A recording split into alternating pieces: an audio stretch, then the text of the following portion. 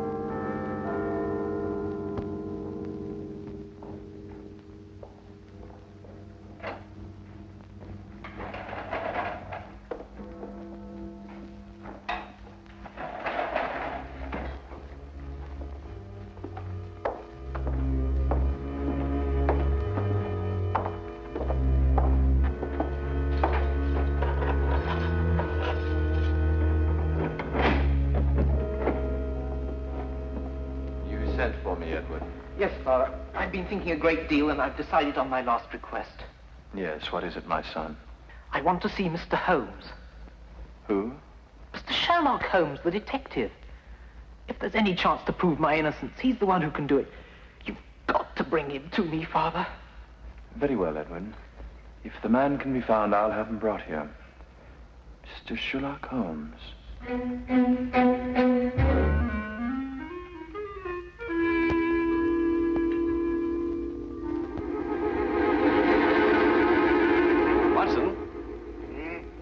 I want you to assist me in a rather unusual experiment. Experiment? What kind of an experiment? I want you to stand by while I drink this. Oh, and you'll need your stethoscope. What?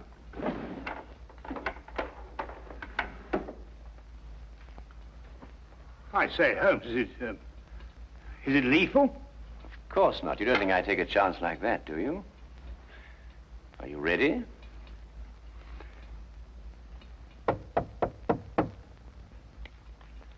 Oh, thank goodness, whoever you are. Oh, dear.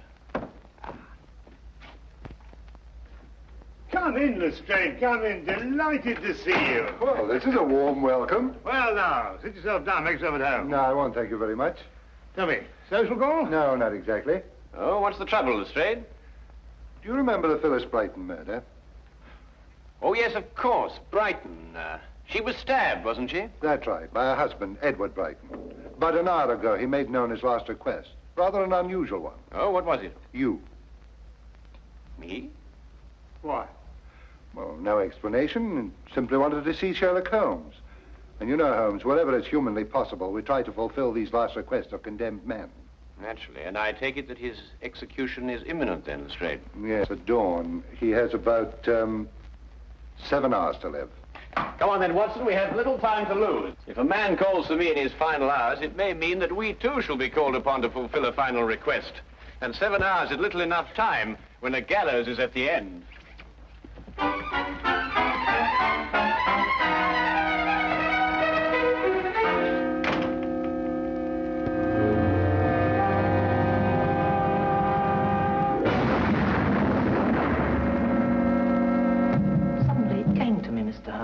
I was lying here on my cot, and suddenly I remembered something that happened the night of the murder. It had entirely escaped my memory until now. What was that recollection, Mr. Brighton? I'm afraid it won't make sense to you until you understand some of the other facts in the case. Oh, yes, of course. Well, please go on. It was a Sunday afternoon, last April, when I first met Phyllis. We hit it off together immediately, and 3 weeks later we were married. She was very beautiful, Mr. Holmes. Blonde hair, perfect nose, delicate little mouth. And her background? Her family? We never spoke about that. Phyllis made me agree not to inquire into her past, nor she into mine. I knew it was an unusual request, but I consented readily. Mr. Holmes, I'd been just a bank clerk and very lonely. I didn't want to lose my one chance at happiness. Of course. Tell me, what was Mrs. Brighton's maiden name? LeVay, Phyllis LeVay. But she told me her friends called her Bobo. Bobo. I thought that awfully charming. Mr. Holmes, I wouldn't kill her. I bought her a little home in Benedict Lane. I insured my life for £2,000 so that she'd be well protected in case I should die. I gave her everything she wanted. Every moment counts, Mr. Brighton. Now, you must tell me what happened the night of your wife's death. Oh, yes. That night we had our first argument. It was over a very trivial matter. Forgive me, dear, for saying so, but don't you think it's just a little too much? What's a little too much? You know, As a matter of fact, I think it's too little. Now, really, Phyllis, it doesn't improve your appearance. It makes you look, Cheap? I didn't say that. I merely said... You're afraid I'm going to shock the Kimballs, and I simply won't go. You know very well the Kimballs are expecting us. There's no need to carry on like this. I'm not carrying on, Edward. You're the one. I think I'd better take a breath of air before I say something unkind. Suit yourself. You're really a sweetie, Edward, but sometimes you're just so stuffy.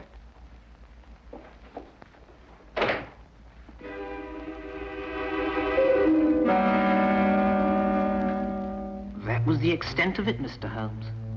It was just a mild little row. But at the trial, the neighbors testified we had a violent argument that night. To this moment, I can't understand why they should say such a thing. After you left your wife, what did you do? I merely walked. I don't know exactly where. I just walked. After a while, I began to think of some way to apologize to Phyllis. I didn't want to make her unhappy, even over the smallest thing.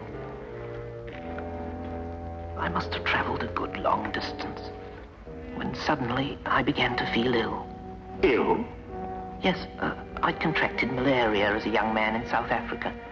I knew I was in for another one of my seizures. Dr. Watson, you know what malaria does to a man? Oh, yes, indeed. High fever, sweats, chills, and sudden fainting spells. That's it. With the first chills, I instinctively turned back towards the house.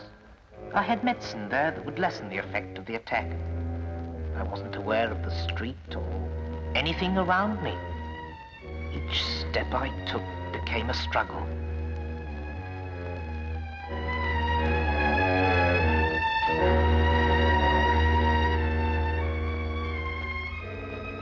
I barely made it to my home. I stumbled onto the front steps, and there it was, on the ground. I knew it didn't belong to me, but instinctively I reached for it. And that's all I remember. When I came to, the house was swarming with police, and Phyllis was dead. This object you saw on the ground, what was it? That's the maddening part. I don't remember. I'm only positive there was something, and it didn't belong to me. But, Mr. Brighton, have you any recollection of its general shape, size, or color? No, sir. Nothing beyond what I've told you. This has been most illuminating. Good night, Mr. Brighton. Come, Watson. I realize I haven't given you very much to go on, Mr. Holmes. Perhaps not even the slender thread you require. But a man will pray for a miracle when he's only a few hours remaining on this earth.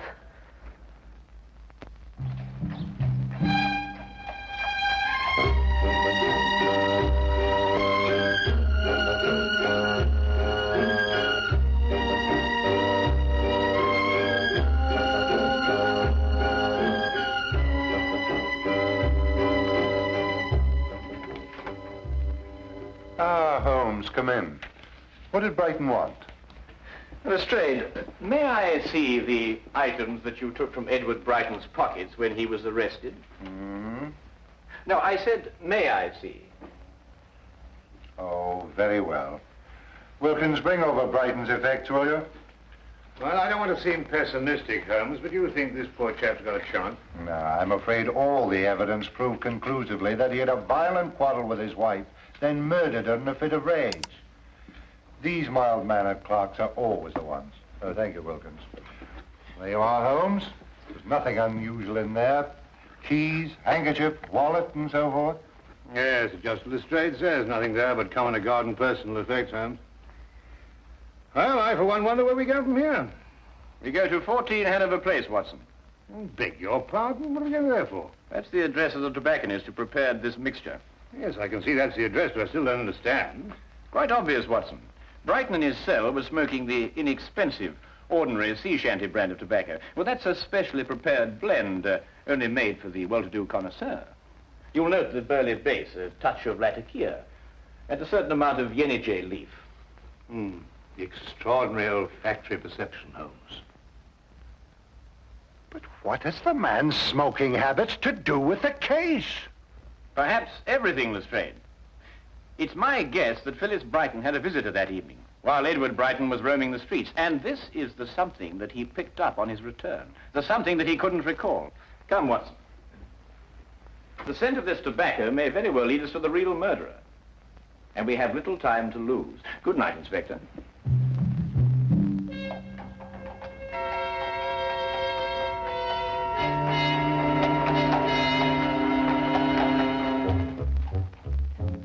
The package of tobacco was a thin thread to follow, and it seemed a desperate chance for Holmes to take. With only a few hours standing between Brighton and death, there was no time for false leads that would have to be abandoned. A mistake now could mean disaster.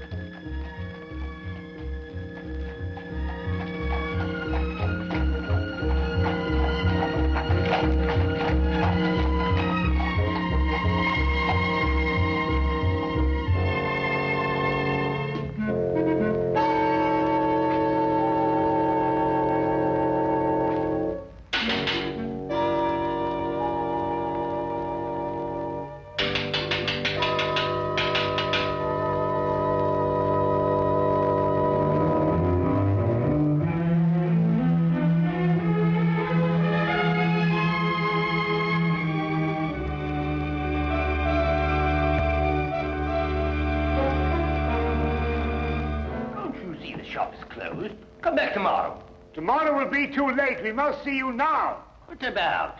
Murder. Murder? Murder.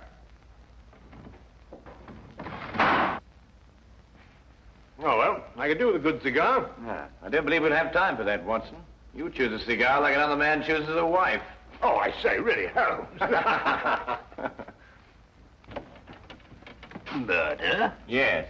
My name is Sherlock Holmes. This is Dr. Watson. May we come in, please? Oh, it's Mr. Holmes. Indeed, do come in. Come in. Thank you. My shop is at your disposal. Mr. Carruthers, a man's life is at stake. The information you may give us may very well save him from the gallows. I'd like to have a look at your client's ledger with the names and addresses of all those who smoke this blend of tobacco. Why, certainly, Mr. Holmes. It's my own special mixture, you know. Not many of my clients have the discernment or the cash to smoke it. I hope this will be some help to you. But I say, Holmes, there's at least 50 names on that list. It'll take days to check through all of them, and time's getting desperately short. Aha. Mr. Langsley Prime, 8 Groveley Square. Langsley Prime, who's he? I haven't the slightest idea, but we must get to him immediately, Watson.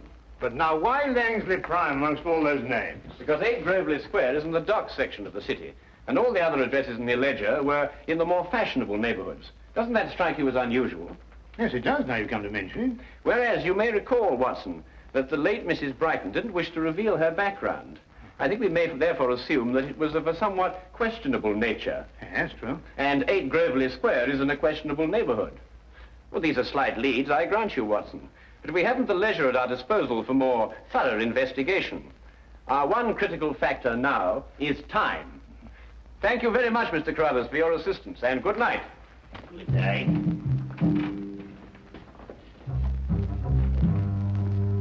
Murder.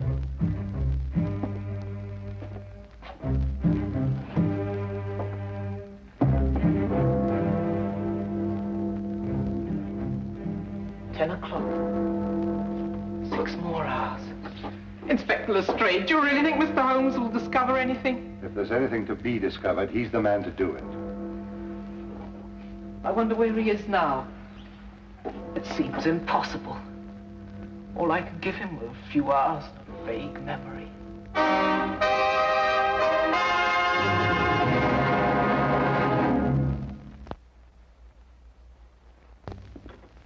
This was Mr. Priam's room, Mr. Holmes. He left me 2 weeks ago. And him owing me back rent, that scoundrel. Did he leave you an forwarding address, Mrs. Chivy? Ooh, not him. He just left a note saying he was gone and got a job, that's all. Tell me, Mrs. Chivy, what sort of a man was he? I mean, what did he look like? Well, he was tall and kind of handsome, you might say. Then again, you might not. What do you want him for? He's not in some kind of trouble, is he? Not necessarily. You're not here to give him the £2,000. £2,000? He was always talking about how he was going to get his hands on £2,000. And him owing me rent. Thank you very much, Mrs. Chivy. You've been most kind. Yeah, but when you see him, you tell him I sent my money. From now on, all rent in advance. Well, Watson, that's one more link in a strange chain of events. Tell me, what's the time now? Must be after 10. Ah, then we just have time to get to the theatre. The theatre? Yes, we don't want to miss the last act. Now, look here, Holmes, you can't do a thing like that. I mean, the theatre at a time like this.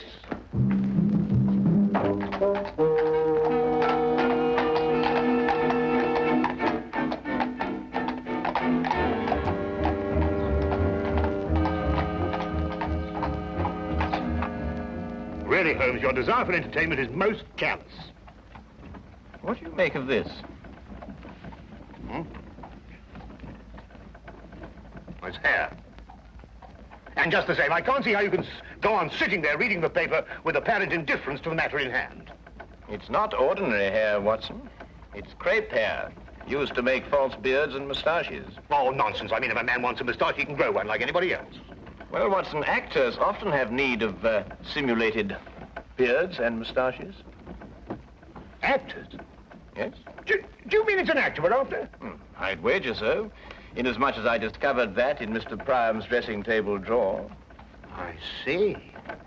But even then, Holmes, how are we going to find out what theatre he's performing in? I mean, there must be at least 24 plays being presented in London this evening alone. That is precisely my reason for reading the theatrical page of the newspaper. And I noticed that only one play opened at the same time our Mr. Priam suddenly departed from Mrs. Chivy's lodging house. I hope you like Shakespeare, Watson.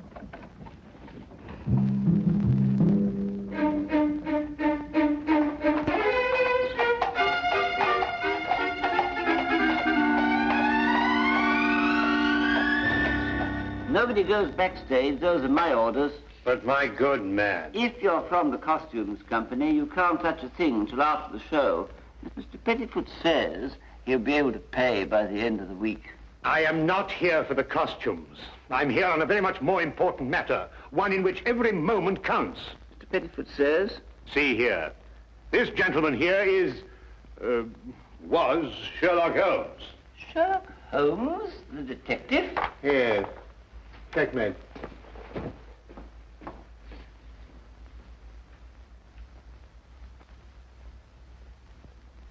Mr. Holmes, the final death scene is just starting.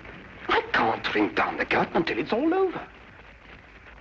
And how do you know that Mr. Priam is the man that you are looking for? No. I'm very sorry. You'll just have to wait until the end of the play. The show must go on. My dear sir, a man's life is at stake. With all due respect to the bard, I may be forced to tread the boards myself. Holmes? Holmes, where are you? Oh. I nearly broke my blasted neck finding you. Watson, this is Mr. Pettifoot. Pettifoot? What? Foot. You know, foot. Oh, I beg your pardon, Mr. Pettifoot, my friend and associate, Dr. Watson. How do you do? How do you do? Mr. Pettifoot refuses to lower the curtain, Watson. Absolutely. The tradition of the theatre does not permit it. Now, I must ask you gentlemen to leave. Leave. Oh, please, leave. Oh, very well. Come on, Watson. It is the cause. It is the cause, my soul. Let me not name it to you, you chaste stars. It is the cause. Did I not shed her blood, nor scar that whiter skin of hers than snow, and smooth as monumental alabaster? Yet she must die, else she betray more men.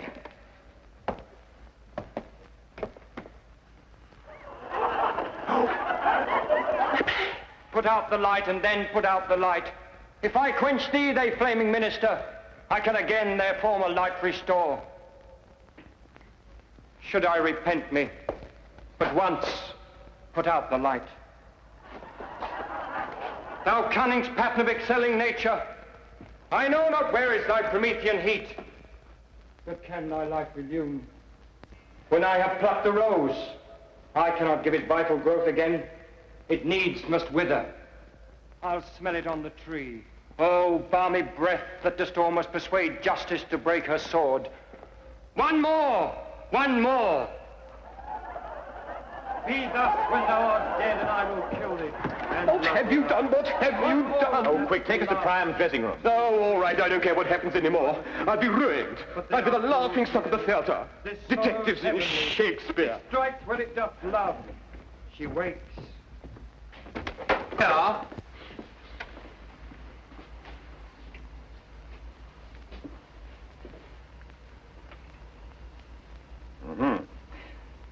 Well, the final thread is woven, Watson.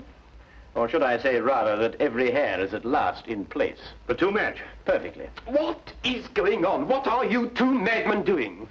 Mr. Pettiford, you can be of assistance to us in a drama even more important than the performance on your stage. In fact, you can help us to save a man's life. I can? You can indeed. Now listen very closely. When Mr. Priam comes in here... What time's it now, Inspector? 11:20. It's odd. Each minute's like an hour, but each hour's like a minute. There's still time. No. I'm afraid it's too late. Telephone call for you, Inspector Lestrade. Very important, sir. Oh, thank you, officer.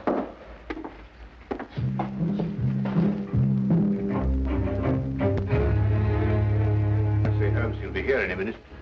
You want me to hide behind the door and jump him as he comes in? No, you needn't do that, Watson. Just sit there and do nothing, whatever happens. Right. He's coming.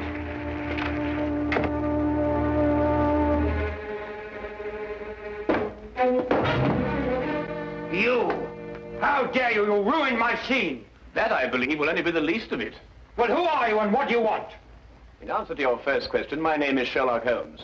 In answer to your second, I want you for the murder of Phyllis Brighton. Murder?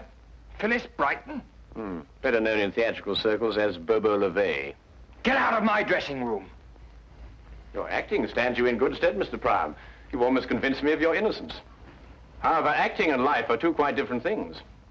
Tonight, on the stage, you murdered the girl Desdemona in make-believe. A month ago, you murdered a woman in a more sordid drama. You may as well continue this farce. The stage is all yours. Thank you. I shall try to be brief. You and your ex-partner planned what seemed to be a simple but clever scheme. She would marry some poor, unsuspecting soul, and you would murder him. And then the pair of you would share the insurance policy. Ridiculous. And it might have worked, but for one thing. Phyllis fell in love with Edward Brighton. I don't know what you're talking about. I don't know any Phyllis or any Brighton. Then perhaps, Mr. Priam, you are familiar with Romeo's lines.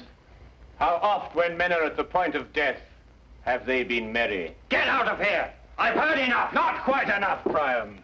It was you who had the vicious argument with Phyllis Brighton when she refused to continue with your scheme. And it was you who, in a fit of jealous rage, stabbed her to death. And so shall you die! Holmes! Let me go! Let me go! I came here as soon as I got your telephone message, Holmes. What's going on here and who's he? No time to explain now, Lestrade. I want you to arrest this man and order a stay of execution for Brighton. I'll be able to prove conclusively in the morning that Brighton is innocent and this man is guilty. All right, Holmes, I'll take your word for it. You'd better come along with me.